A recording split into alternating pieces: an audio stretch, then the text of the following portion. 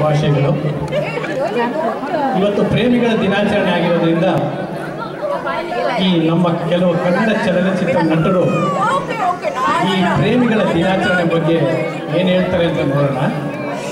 ಮೊದಲನೇದಾಗಿ ಪಾರ್ವತಮ್ಮ ಅವರು ರಾಜ್ಕುಮಾರ್ ಕೇಳಿದ್ರಂತೆ, ನಾವು ಯಾಕೆ ಪ್ರೇಮಿಗಳ ದಿನಾಚರಣೆ ಇವತ್ತು ಆಚರಿಸ್ತಾ ಇಲ್ಲ ಅಂತ. ಅದಕ್ಕೆ ರಾಜ್ಕುಮಾರ್ ಅವರ ರಿಯಾಕ್ಷನ್ ಹೆಂಗಿರ್ಬೋದು. ಪಾರ್ವತಿ ಪಾರ್ವತಿ ಏನು ಹೇಳ್ತಾ ಇದೆಯೋ ಪಾರ್ವತಿ ನೀನು?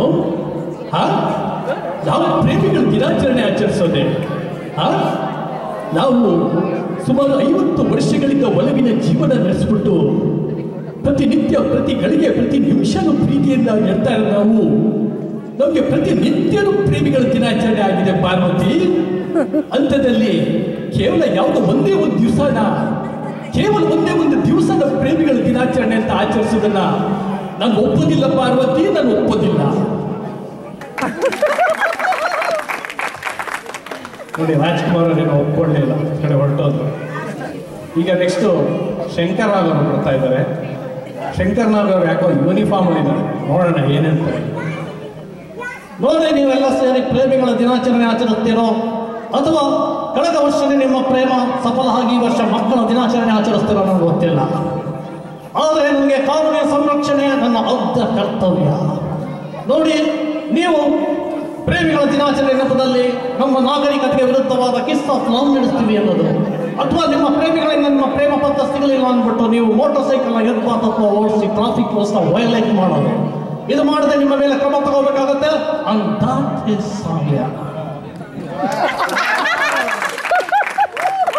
ಹಾಗೊಂಡ್ಬಿಟ್ಟು ಶಂಕರ್ ನಾಗ್ ಅವರು. ಈಗ ನೆಕ್ಸ್ಟ್ ಬರ್ತಾ ಇದ್ದಾರೆ ಪ್ರೇಮಿಗಳ ದಿನಾಚರಣೆ ಆದ್ರಿಂದ ನಮ್ಮ ಪ್ರಣಯ ರಾಜ ಅವರು ಏನು ಹೇಳ್ತಾರೆ ನೋಡೋಣ. ನೋಡಿ, ನನ್ನ ಪ್ರಕಾರ ಹೇಳೋದಾದ್ರೆ ಈ ಪ್ರೇಮಿಗಳ ದಿನಾಚರಣೆ ಅನ್ನೋದು ನನ್ನ ಖ್ಯಾತ ಟಿವಿ ಧಾರಾವಾಹಿಯಾದ ಆದರ್ಶ ದಂಪತಿಗಳ ಸ್ಪರ್ಧೆನ ಫೈನಲ್ಸ್ ನಡೆಸೋದಕ್ಕೆ ತುಂಬ ಪ್ರಶಸ್ತವಾಗಿದೆ. ನಾನು ಕೇಳ್ಪಟ್ಟೆ ನಿಮ್ಮ ಬೇರಿಯಾದಲ್ಲೇ ತುಂಬ ಜನ ಆದರ್ಶ ದಂಪತಿಗಳಿದ್ದೀರಾ ಅಂತ. ಇಲ್ಲಿಗೆ ಬಂದು ಒಂದು ಆದರ್ಶ ದಂಪತಿಗಳ ಸ್ಪರ್ಧೆ ನಡೆಸೋದಕ್ಕೆ ತುಂಬ ಆಸೆ ಇದೆ.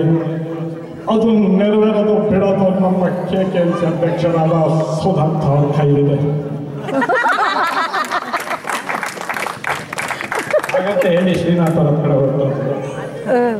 ಈಗ ನೋಡೋಣ, ನಮ್ಮ ಗೋಲ್ಡನ್ ಸ್ಟಾರ್ ಗಣೇಶ್ ಅವರು ಹೇಳ್ತಾರೆ, ಇತ್ತೀಚಿನ ಹುಡುಗಿ ನಿಮಗೆ ಸಿಕ್ಕಿದ್ರೆ ಅದು ನಿಮಗೆ ಪ್ರೇಮ ದಿನಾಚರಣೆ, ಅವಳೇನಾದ್ರು ಸಿಕ್ಕಿರ ಕೈ ಕೊಟ್ಟರೆ ಅದು ನಿಮಗೆ ದೇವದಾಸ ದಿನಾಚರಣೆ ಆಗೋಗುತ್ತೆ ರೀ ನಂದಿನಿ. ನೀವು ನಂಗೆ ಸಿಕ್ತೀರ ನಂಗೆ ನಿಮಗೆ ಒಂದು ಡಜನ್ ಮಕ್ಕಳಾಗುತ್ತೆ ಅಂದ್ಕೊಂಡಿದ್ದೆ. ಯಾಕೋ ಆ ಟೈಮ್ ಬರಲಿಲ್ಲ ರೀ.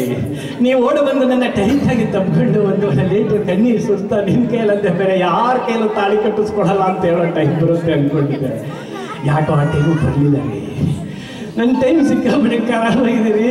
ಮನುಷ್ಯನಿಗೆ ಟೈಮ್ ಸರಿ ಇಲ್ಲ ಅಂತ ತಲೆ ಕಟ್ಕೊಂಡು ತಲೆಯಲ್ಲಿ ಗಾಯ ಕ್ಯಾನ್ಸರ್ ಆಗಿ ತಲೆದೇ ತೆಗಿಬೇಕು ಅಂತಾರೆ.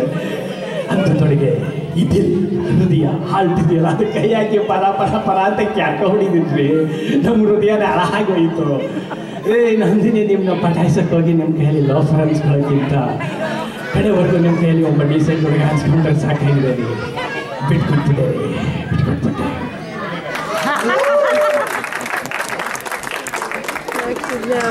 ಇವರೆಲ್ಲ ಆಯಿತು. ಈಗ ನೋಡೋಣ ನಮ್ಮ ಹಾಸ್ಯ ನಟರುಗಳು ಏನು ಹೇಳ್ತಾರೆ ಅಂತ. ಈಗ ನಮ್ಮ ನವರಸ ನಾಯಕ ಜಗ್ಗೇಶ್ ಅವರು ಬರ್ತಾ ಇದ್ದಾರೆ. ಆತ್ತೇರಿಕಲೆ ನಗಡಿ ಪಗಡಿ ಜೋಗ. ಈ ವ್ಯಾಲೆಂಟೈನ್ ಡೇ ಅಂದರೆ ಅಫಿಷಿಯಲ್ ಆಗಿ ಡವ್ ಹಾಕೋ ದಿನ, ಅಫಿಷಿಯಲ್ ಆಗಿ ಕಾಳಾಕೋ ದಿನ, ಅಥವಾ ಅಫಿಷಿಯಲ್ ಆಗಿ ಕಾಗೆ ಹಾರಿಸೋ ದಿನ. ನೋಡಿ, ನಮ್ಮ ಕಾಲದಲ್ಲೆಲ್ಲ ಹುಡುಗಿರು ಕಾಲೇಜಿಗೆ ಏನು ಗ್ರೀಟಿಂಗ್ ಕಾರ್ಡು ಏನು ತರ್ತಿರ್ಲಿಲ್ಲ. ಆವಾಗ ನಾವೇನಾದ್ರು ತಪ್ಪಿ ನಮ್ಗೇನಾದ್ರು ಗ್ರೀಟಿಂಗ್ ಕಾರ್ಡ್ ಕೊಟ್ಬಿಟ್ರೆ, ನಾವೇನಾದ್ರು ಲವ್ ಲೆಟರ್ ಕೊಟ್ಬಿಟ್ರೆ ಅಂದ್ಬಿಟ್ಟು ಕಾಲೇಜಿಂದ ಕರೆದು ಡೆಬಾರ್ ಮಾಡಿಬಿಡೋರು. ಆವಾಗ ಆ ಕಾಲದಲ್ಲಿ ನಮ್ಮ ಹುಡುಗಿರೆಲ್ಲ ಕಾಲೇಜ್ಗೆ ಗ್ರೀಟಿಂಗ್ ಕಾರ್ಡು ತರ್ತಿಲ್ಲ, ಏನಿಲ್ಲ. ಅವ್ರೇನಿದ್ರು ರಾಖಿ ಹಬ್ಬದ ದಿವಸ, ರಕ್ಷಾಬಂಧನ ದಿವಸ ರಾಖಿ ತರೋರು. ನಮ್ಗೇನಾದ್ರು ರಾಖಿ ಕಟ್ಬಿಡ್ತಾರೆ ಅಂದರೆ ಅಲ್ಲಿಂದ ನಾವು ಕಾಲೇಜಿಂದ ಎಸ್ಕೇಪ್ ಆಗ್ಬಿಡ್ತಾ ಇದ್ವಿ. ಅಲ್ಲಿ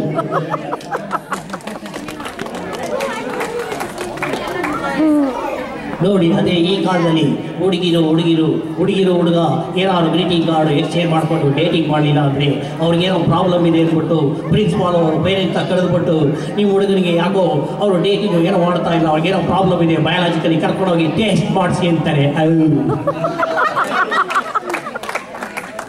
ನೀವೇನೇ ಹೇಳಿ, ಈ ಕಾಗೆ ಹಾರಿಸೋ ಹಬ್ಬ ನಮ್ಮ ಕಾಲದಲ್ಲಿ ಇದ್ದಿದ್ದೆ ನಾವು ಕಾಲೇಜಲ್ಲಿ ಓದುವಾಗೆ ಕಾಗೆ ಹಾರಿಸ್ಬಿಡ್ಬಾರ್ದಿತ್ತು.